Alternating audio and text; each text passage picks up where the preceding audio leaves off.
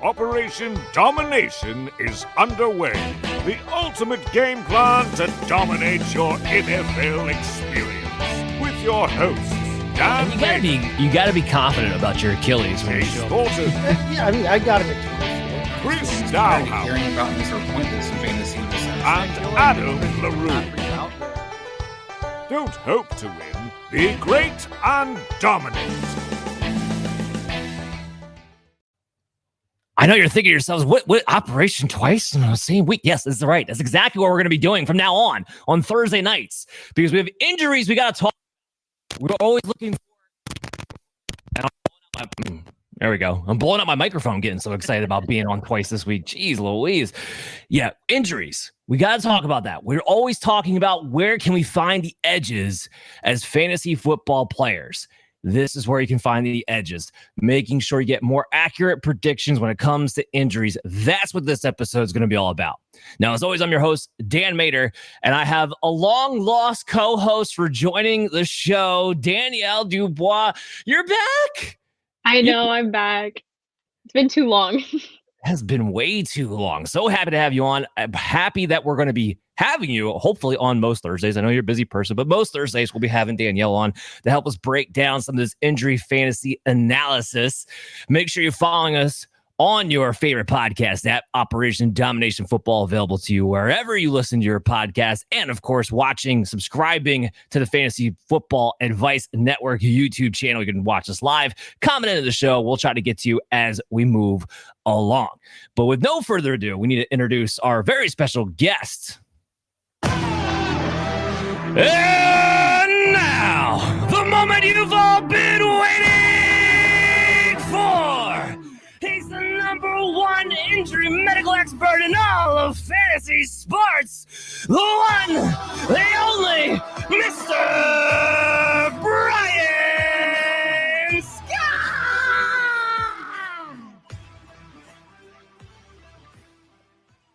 Scott. Every time Dan gets me. Love it. If you guys didn't know, you should have known. You should have came out to Canton, Ohio for the expo. That's number one. And then Brian was one of the lead guys, medical panel experts, giving out great, because what happened that day, actually, the Marquise Brown news, which we're going to talk about a little bit today, literally happened that day while you're on the panel, on the fly with great analysis, pretty much nailed that prediction. So we're getting into all of that. But first things first, we got to talk a little quarterback time, because we have somebody who doesn't know what kind of injury he has.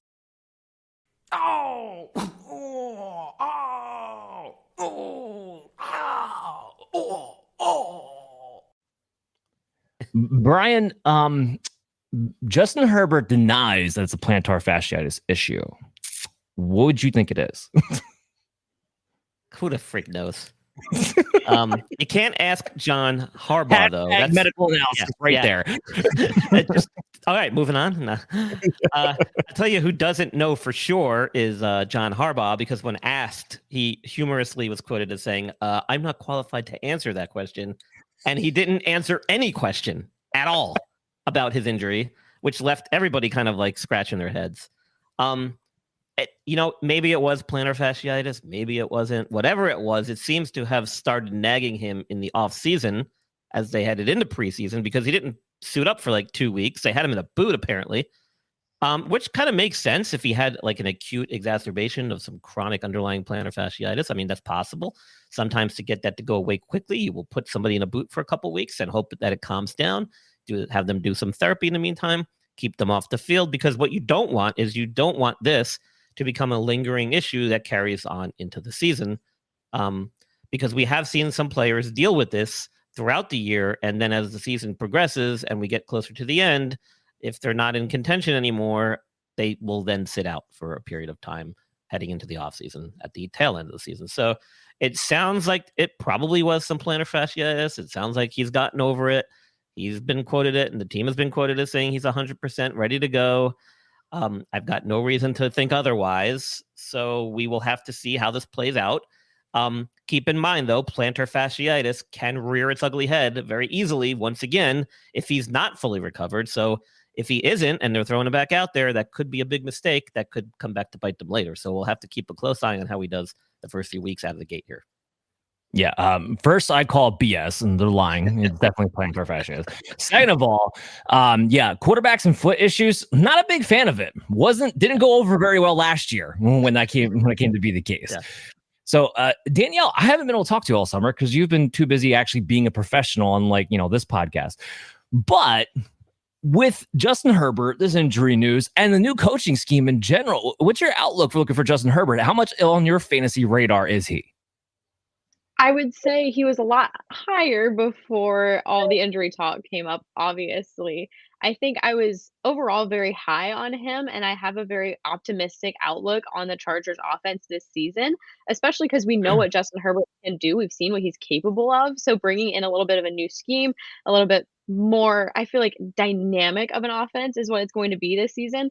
So with the injury, it gives me a little bit of hesitation. I had some of my drafts earlier this week, and I had the opportunity to grab him in some of my leagues, and I didn't just because, like you said, foot issues and quarterbacks, they don't mesh well together. And if that's what this is, and it's going to be a long-term kind of thing, I don't really want to mess with it and try figuring out a quarterback later on down the line.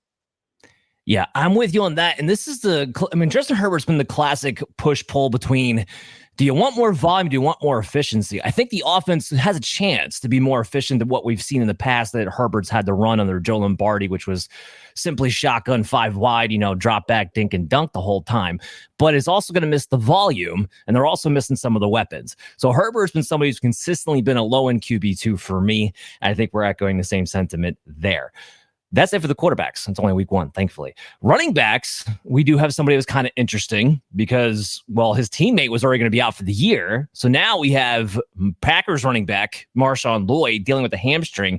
And to my knowledge, even though he's listed as questionable, hasn't yet practiced this week. Brian, what do you got on that? Yeah. So originally they were saying that it was a grade 1 hamstring strain that he suffered in the first preseason game. And, whenever I hear that terminology thrown around, it raises a red flag because it's pretty rare to get just a grade 1 hamstring injury. I mean, that is like, I don't know what to compare it to, but it's really not very common. Let's put it that way. Usually when guys are tweaking their hamstrings to a degree where they're actually having to sit out and miss time, it's not because of a simple little grade 1. Now, if it was just a little cramping in the hamstring where they were playing it cautiously, then I could understand. But my guess is that it was probably more of like a grade 2, because usually when hamstrings go, they don't just minor go. They go, and it's usually significant enough where guys are not willing to push through it out of fear that they might make it worse, or because they truly are having pain. A lot of times they'll get spasms of the cramp after the injury. So the team's been saying that he's ready to go, but like you said, Dan, he just returned to practice I think a couple days ago, maybe even today, actually. So he hasn't had much time to get ready. So this is very speculative. I think if he does play, he might only be sparingly used, depending on who else they can bring in to fill in the gaps, because there's no way he's going to be able to test this out in a game-like situation before game time. Well, here's the funny part, and especially as a medical expert, I think you'll get a chuckle out of this. Right now, Josh Jacobs, of all people, is the only healthy running back on the Packers backfield at the moment. And on that note, Danielle, one of the big things about Josh Jacobs, right, was he had the huge year 2 years ago. Last year, absolutely stunk. There were other things going on to give that context. Wasn't happy with his situation, wasn't happy with his contract. How motivated was he to really play all that hard, be in shape and everything like that? So now it kind of leaves in the fantasy industry in this topsy-turvy seesaw battle of, okay, is he what he was 2 years ago, or is it what he was last year? And we were worried because of Matt LaFleur's, history of using 2 running backs that maybe Jacobs wouldn't get all the volume. If he doesn't get all the volume, he's not particularly that explosive. But now A.J. Dillon gone for the year. Marshawn Lloyd, kind of a weird looking hamstring injury as Brian laid out for you. Does this change your mind on Josh Jacobs' ceiling this year? I'm willing to take a gamble on him this year. Like you said, he has been very up and down between the past 2 seasons, and I've had him both of those seasons. So I've endured the highs and lows with him, and I saw him earlier this week in one of my drafts, and I said, I'm going to take a chance again, and I'm feeling very confident in it because of what his usage seems like it will be in this offense. So overall, I'm pretty high on him. I'm willing to take the risk on a guy like him because we know what his ceiling is and we know what he is capable of. And it's gonna seem like it's possible this season if he's the go-to guy, which at this point he is. Yeah, and just for context, I mean, I have an RB9 for this week. I have an article coming out tomorrow morning where I lay out he's one of my favorite parlay bets of the week because they have him down for 2.5 receptions and 16.5 receiving yards, and Marshawn Lloyd's not going to be there to take third down work. So I'm all over that on top of it. Dan, I think if you see Marshawn Lloyd, I think it's only going to be for spot situations where Jacobs needs a rest, maybe for blocking purposes. I don't think you're going to see much in the way of him getting the ball on a handoff to go any type of distance, to be honest, because that's just going to risk setting him back and possibly re-injuring that hamstring if he's not 100%. Yeah, so looking good for Josh Jacobs. Let's move to wide receivers. Now, this one has to take a little bit of a sour note, unfortunately, but I felt like we had to talk about it here. Ricky Pearsall shot through the chest. I mean, how nothing major happened to him is unbelievable. Absolutely unbelievable. I think John Lynch used, miraculous, when in his interview like 3 different times when talking about this. And it is miraculous that ultimately he is okay. But now that he is ultimately okay, I feel like we can talk about this from a fantasy standpoint. And I mean, I don't know how much medical background you have with this kind of a thing, but what do you make of the situation? Unfortunately, in the world of orthopedics, we do often treat gunshot wounds and people who have been shot. And it's never good. Let's just put it that way. So the fact that he escaped serious injury, especially if he was shot anywhere in the chest cavity or thorax for that matter, is miraculous, as the head coach said. My guess is from seeing the video of him hobbling into the ambulance, which was floating around social media, is that he may have gotten it more off of the side of the chest wall, maybe the rib, or to the flank, which would be ideal. I mean, if you guys or anybody out there knows about hunting or using guns, center mass is where you want to aim because that's where all the vital organs are. And so the fact that he got shot somewhere in the chest and didn't hit any vital organs is purely a blessing and pure luck. Maybe somebody was watching over him. Maybe it wasn't his time. But I ain't going back to San Francisco anytime soon. If random dudes are running up to NFL players on the street trying to mug them, that's pretty scary situation there. Glad to see he's going to be okay. As far as when he'll be back, it's hard to say. He's been placed on non-football PUP IR, which means he's out 4 weeks. Unlike football PUP IR, where you're 4 games out, I believe the non-football IR is 4 weeks, which is different. It's not games per se. So that maybe changes the timeline a little bit, but it's anyone's guess as far as when he's going to come back. But I will tell you, anything in the thorax midsection area takes a long time to recover. It just hurts a lot. There's a lot of pain associated with it. Everything we do centers around our core, so it's going to be a tough recovery, but he should be able to make a full recovery. Do you think he'll be back this season? I do think he can make it back this season. Again, assuming nothing important was struck, he didn't have to undergo any major surgeries or anything like that, which by all reports I've seen, that is the case. So yeah, I do think he can make it back this year. Okay. Well, we're not going to get too much in the fantasy part of that anyway, but I wanted to cover that to see what that was looking like. Let's dive right away into Jaylen Waddle. And this has been weird. Like, Waddle missed a few weeks of camp. They have never disclosed what the injury. I still don't know. I'm hoping you maybe dug up something somewhere. I have no idea.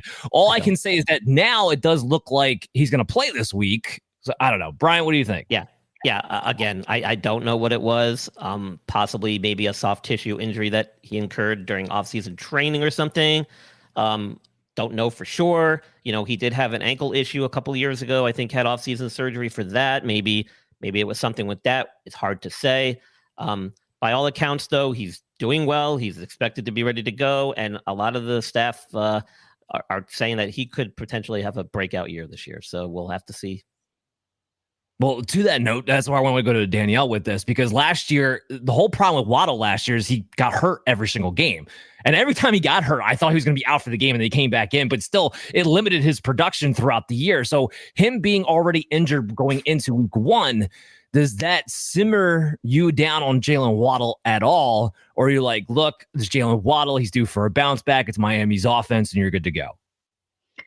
It might simmer me down, like, a little bit, but ultimately it is Jaylen Waddle, and if you have the opportunity to draft him, I feel like you can't really pass it up. I personally didn't go for him this year, but I really can't see it. I wanna say that because I don't wanna be proven wrong, but I think overall it's a very good gamble because we love I mean, I personally love Waddle, and like you said, he is due for a breakout year, so I feel very confident in him this season and, kinda upping those numbers a little bit from last year. I like it. I like it. Okay, so Marquise Brown, speak of the devil, what's your update on this, Brian? Because you were right there when it first happened. I was, and we nailed it, Dan. I don't think he was going to be ready for week 1. He's not. We were saying, or I was saying, at least probably a month, similar to what Tyreek Hill had to deal with when he had this similar injury. So it sounds like he's not ready to go. He's already been listed as not participating in practice. He's going to end up not playing week 1.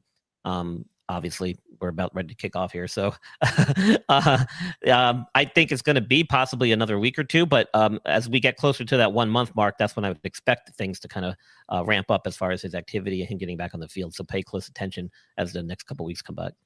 So it could be soon. It could be soon.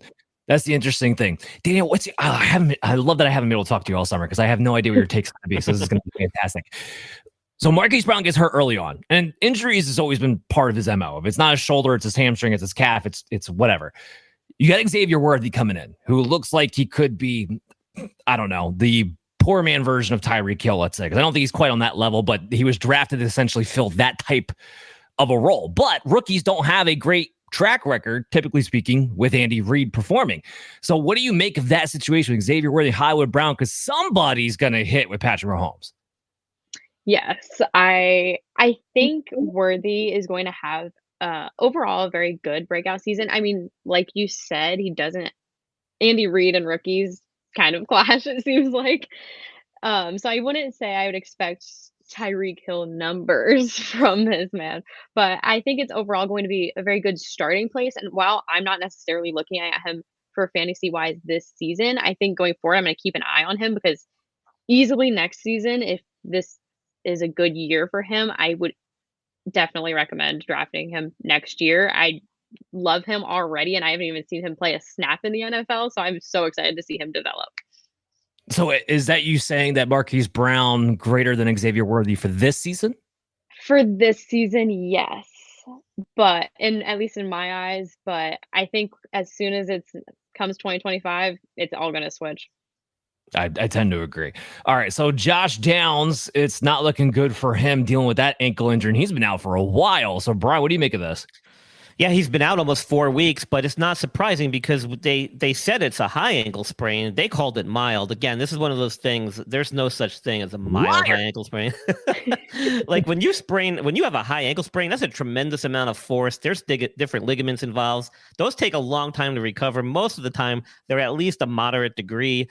So I wasn't buying that from the very beginning. So no surprise, we're about a month out from his injury, and he's not ready to go. I think he's going to need at least a few more weeks. He hasn't even practiced as far as I know. So we'll have to see how that kind of goes leading into next week here.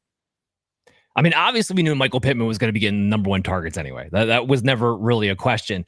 I think this actually did a huge favor for fantasy owners. And Danielle, I'd love to get your take on this because people were pumping up Josh Downs. Like, oh, Josh Downs, he was so good last year. He was fun to watch and it was all blah, blah, blah, blah, blah, blah.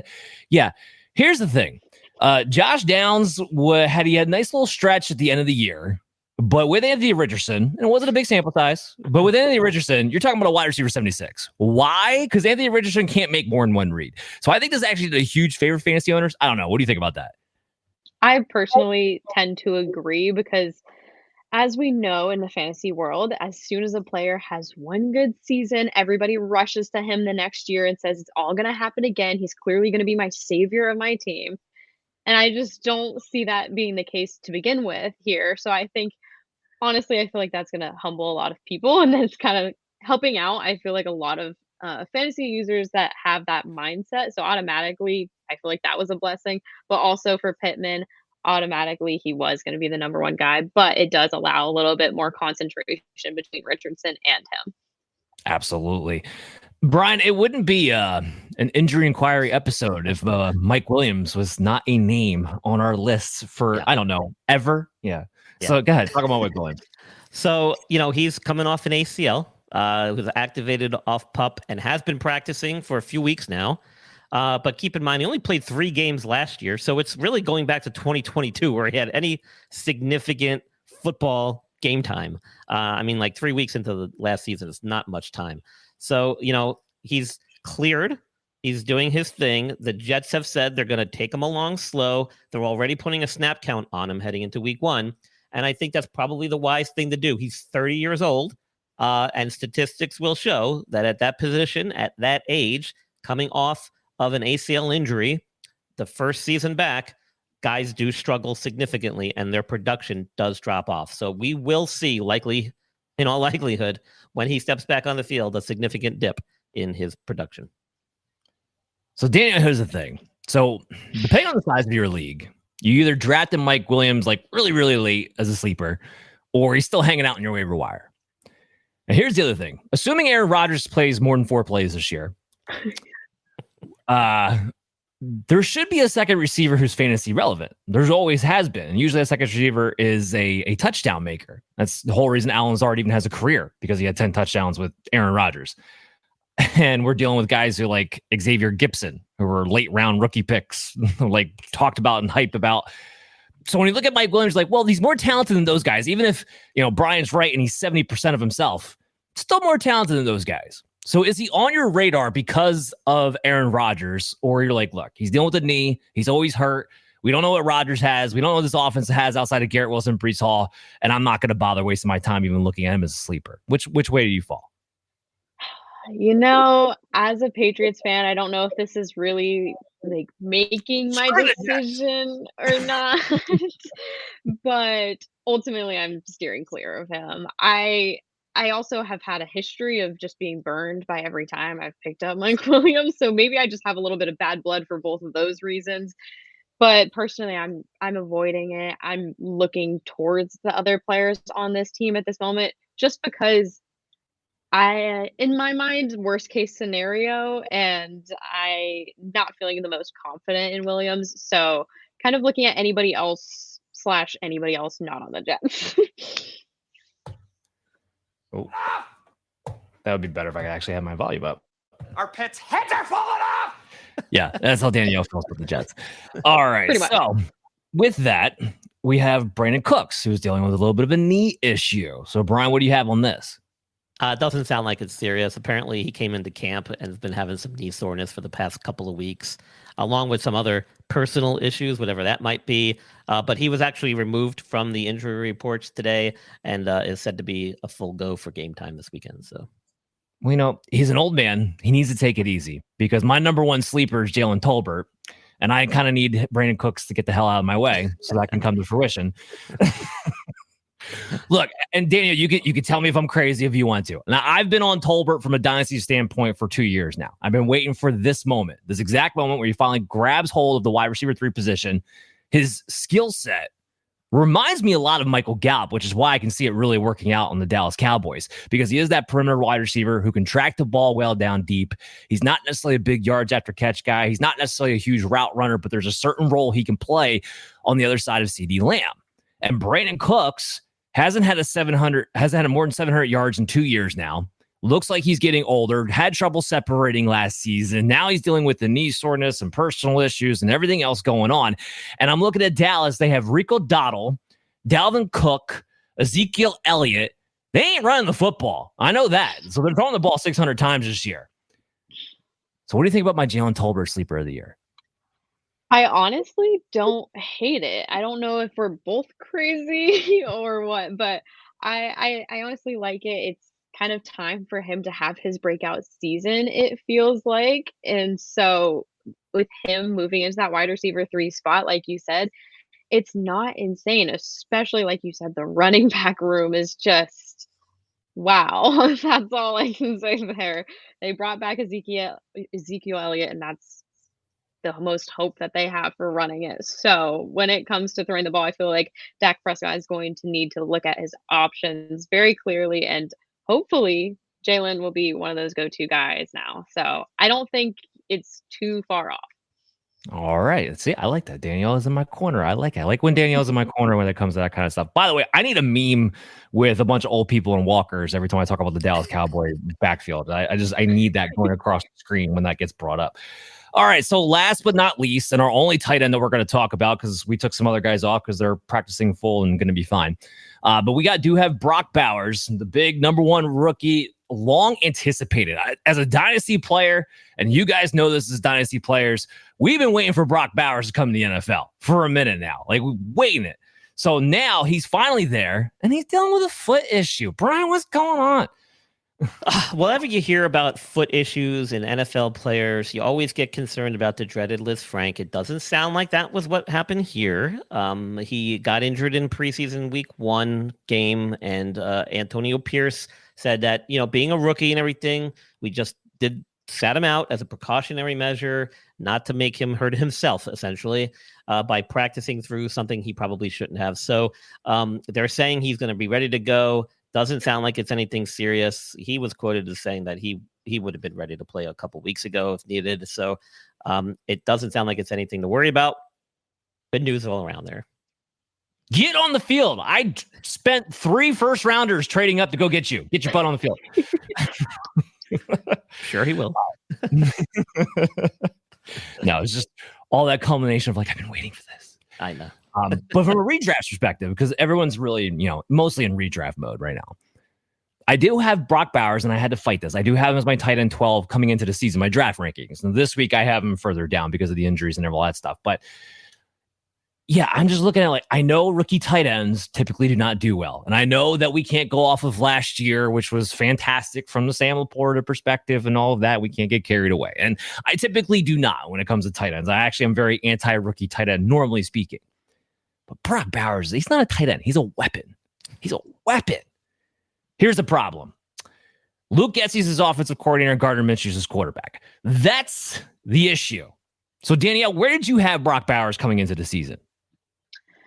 I honestly haven't looked at all the tight ends to rank him, but he's very high on mine just because I'm a Georgia girl. I've loved watching him all these past few years. So, I too have been waiting for him to enter the NFL because I am just obsessed with this man and how well he can play football. It's insane. Overall, love him. Amazing talent. But like you said, Gardner Minshew being his quarterback is the biggest concern for me. So I'm not too optimistic, but I think if anybody can make a connection with Minshew, I feel like it's him. I mean, he should be the safety blanket, if nothing else. It's not like Zamir White catches the ball out of the backfield all that well. And Jacoby Myers, Jacoby Myers is Jacoby Myers. It's going to go to Devontae Adams. And then my hope is Brock Bowers can establish himself as that check down weapon. It just sucks because, even if they pull the hook on Gardner, it's Aiden O'Connell. Okay, cool. The one quarterback who's not any better whatsoever. But that's going to do it for our show here today. Thanks for all joining in. Again, Thursday nights, baby, we're going to be back with these injury reports, giving you guys the edge. So make sure you're tuning in to the Fantasy Football Advice Network YouTube channel and checking out Operation Domination Football on your favorite podcast app. Before we get out of here, Brian, what do you got going on, man? What don't we got going on now that football started? I'm pretty much all over the place each week here with all these updates and whatnot, plus doing my own podcast, which you can find on your favorite podcast platform. And in fact, this week I just released an episode earlier today, actually, where I interviewed Dr. Michael Hutchison, a dentist out of Michigan who has invented a revolutionary mouth guard called NeuroGuard Plus. I encourage everybody to take a listen. You can find that on my social media or on wherever you listen to your podcasts. You can find me on Twitter at Injured List Pod, on Instagram, the Injured List Podcast, Facebook, the Injured List Podcast, and the website, theinjuredlist.com. And I'm doing bunch of projects like that as far as the podcast goes. And then obviously with you, Dan, every Thursday, like we've been doing for the last couple of years, injury updates with you and Danielle. And then TSS Fantasy at That Sports Podcast Network on Fridays and Sunday early mornings, right before the games get going with last minute updates. You can find me there too. Very nice. Danielle, you're all over. So what do you, because you're literally all over. So where are we need to check out what your stuff's coming out of? Because it's been fantastic. You can follow me on X now, not Twitter, at Danielle Dubois, and on Instagram at Danielle_Dub. And then if you want to hear more of my voice, I don't know if you want to or not, but you can check out Round the Rink on Spotify or wherever you listen to your podcasts. Big hockey girl, Danielle. And Rangers are taking down Boston again this year, by the way. Just, I don't know. just putting that out there. I think Danielle was dating me there too, by the way. I said Twitter. I always forget to call it X. No. We're not dating. That was my first time I ever have noticed that. I still call it Twitter. I refuse. Elon Musk be damned. Okay. You're running it ground. All right. No, refuse. Exactly. Absolutely refuse. All right. On that note, we'll see you guys next week. Everyone have a great weekend.